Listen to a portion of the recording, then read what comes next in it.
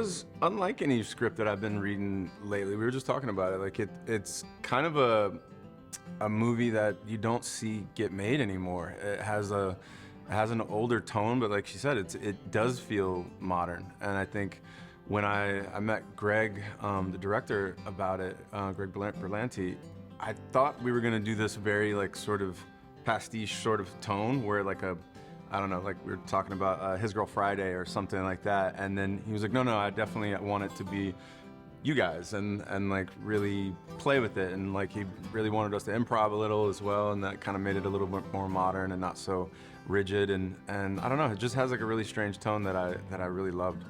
And also set in like a big epic setting of like our history and time in America. It's showtime, folks! Your government thanks you for the work you're about to do. Now don't screw it up. Kelly is a very successful creative at an ad agency, and she ends up working at NASA because she's great at her job. And she is hired to basically like sell the moon landing to the general public, which is, you know, it's sort of a mission that's fallen out of favor, and to rebrand NASA. And she, I think, does a very good job of it. She definitely comes in and, you know, mixes things up in a man's world, and that's, yeah, she just comes in like a bowling ball and just starts wrecking things. But wrecking or fixing things, I would wrecking say. them and then putting them back together in a better way is where I was going. 20 seconds and counting. T-minus 15 seconds. Guidance is internal.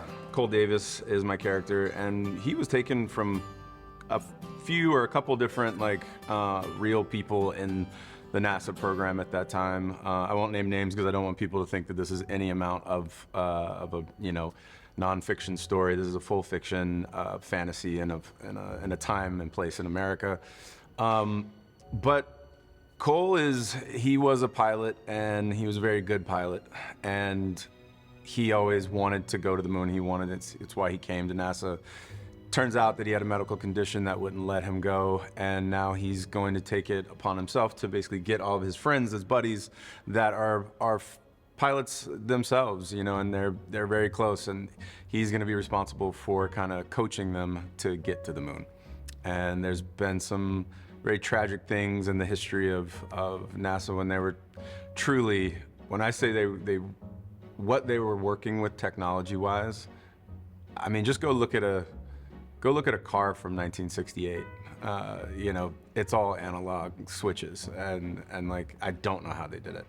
And he's got to hold all that up. And at the time, it was really, really bad. They were not winning this race, and he was feeling the pressure. And then a saving grace angel comes in and gets him the money that he actually needs to be able to do this, but kind of against his will. You don't have, there's other, we could Do just you want Vanning or not? no. Come on. I don't. Let's go. Hold on a I second. thought you were a tough, like, advertising well, chick from New York. that's In. It's so unusual these days that a film is offered in theaters that has like an original story and has this kind of scope. Like, it's a big movie, but the story itself is like this very intimate. It's like a character piece that's in this massive, like, huge set piece. Yeah, this big set piece. And you know, to me, I think getting to experience that in the fullest, like watching it on screen with an audience and get carried away with the film. It's like, that's what, you know, there's a certain kind of nostalgia there that I think is, you know, and when I say nostalgia, I don't mean like an old-fashionedness that feels like, you know, dusty. I mean, there's like a kind of magic, I think, to that tone of film that you just, you know, it's not common now. And so I think being able to experience that in the theater it's like a wonderful night out, you know?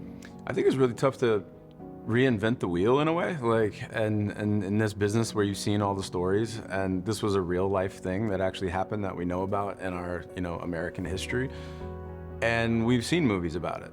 And this one is completely and utterly, undeniably its own movie, and it really does have its own vibe, its own signature, and I think to be able to see one of the greatest moments in American history done in a way that you haven't seen is worth going to the movie for. Okay. Scarlett Johansson, picture and sound wrap.